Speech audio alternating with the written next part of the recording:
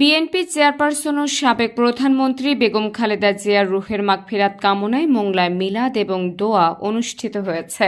রবিবার বেলা 11:30টায় পৌর শহরের চালনা বন্দর ফাজিল মাদ্রাসা চত্বরে এ দোয়া অনুষ্ঠানের আয়োজন করে পৌর বিএনপি। পৌর বিএনপির সভাপতি ও সাবেক পৌর মেয়র মোহাম্মদ জুলফিকার আলীর সভাপতিত্বে এবং সার্বিক ব্যবস্থাপনায় অনুষ্ঠিত মিলাদ দোয়া অনুষ্ঠানে প্রধান অতিথি হিসেবে উপস্থিত ছিলেন বাগেরহাটের 3 আসনে বিএনপি মনোনীত সংসদ সদস্য প্রার্থী ও বাগেরহাটের জেলা বিএনপির যুগ্ম আহ্বায়ক লায়ন ডক্টর শেখ ফরিদুল ইসলাম।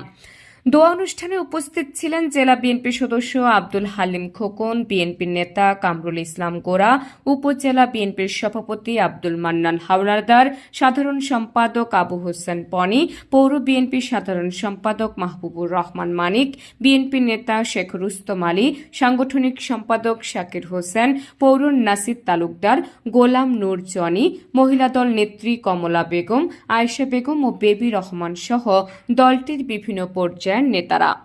প্রধান অতিথির বক্তব্যে লায়ন ডক্টর শেখ ফরিদুল ইসলাম বলেন, এই আসন থেকে অনেকেই মনোনয়ন প্রত্যাশী ছিলেন, কিন্তু দল তাদের মধ্য থেকে একজনকে মনোনয়ন দিয়েছেন। দলের সিদ্ধান্ত মেনে আমরা সকল ভেদাভেদ ভুলে গিয়ে আসুন মিলেমিশে ধানের শীষের পক্ষে কাজ করি, তাহলেই আমাদের বিজয় হবে। তাতে আমাদের নেতা তারেক রহমানের হাত শক্তিশালী হবে। তবে 22 তারিখ থেকে পরিচালনা শুরু হবে। তার আগে আপনারা হয়তো ব্যক্তিগত পর্যায়ে কথাবার্তা বলতে পারেন, সেখানে বাধ্যবাধকতা নাই, কিন্তু আনুষ্ঠানিক যে সমাবেশ, আনুষ্ঠানিক যে জনসভা, আমাদের কাজকর্ম 22 তারিখ থেকে শুরু করে 10 তারিখে গিয়ে শেষ হবে। আমাদের সময় খুবই কম, কিন্তু কামাই করতে হবে বেশি, আবাদ করতে হবে বেশি। তো সেই আহ্বান রেখে আমি সবাইকে ধন্যবাদ এবং কৃতজ্ঞতা জানিয়ে শেষ করব। তার আগে আমি আমার প্রিয় নেত্রী দেশনেত্রী বেগম খালেদা জিয়ার আত্মার মাগফিরাত কামনা করছি। মহান আল্লাহ রাব্বুল আলামিন যেন ওনার অসংখ্য ভালো কাজের ওসিলায় ছোটখাটো ভুল ত্রুটি ক্ষমা করে ওনাকে জান্নাতের সর্বোচ্চ মাকাম জান্নাতুল ফেরদৌস নসিব করুন।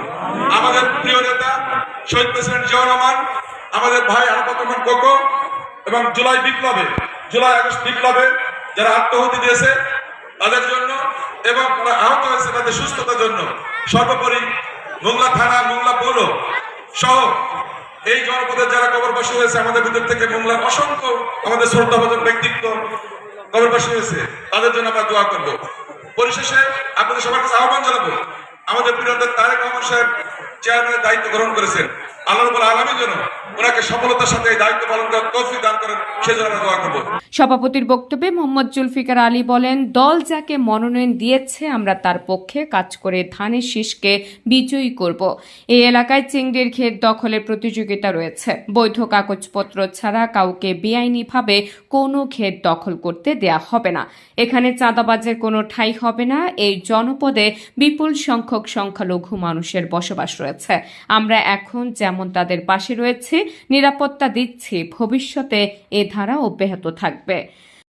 পৃথিবীর শামিল সাহেব ছিল, খোকন সাহেব ছিল, মিঠু ছিল, এখানে ফরিদ ভাই ছিলেন, যাকে আমাদের চেয়ারম্যান সাহেব যাকে নমিনেশন দিছে আমরা তার কাজ করব।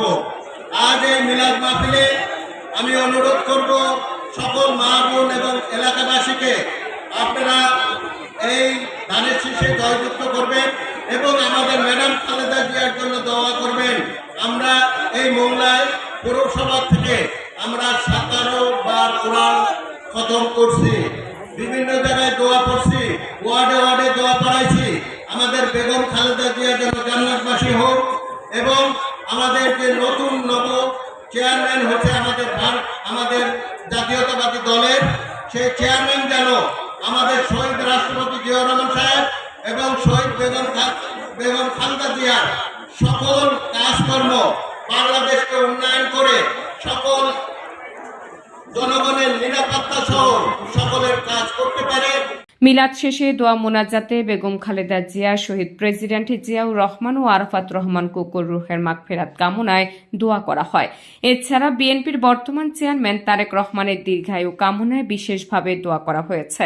শেষে জুলফিকার আলীর সার্বিক ব্যবস্থাপনায় 5000 মুসাল্লিদের উন্নত মানের খাবার পরিবেশন করা হয়। Desk report, Mongla post.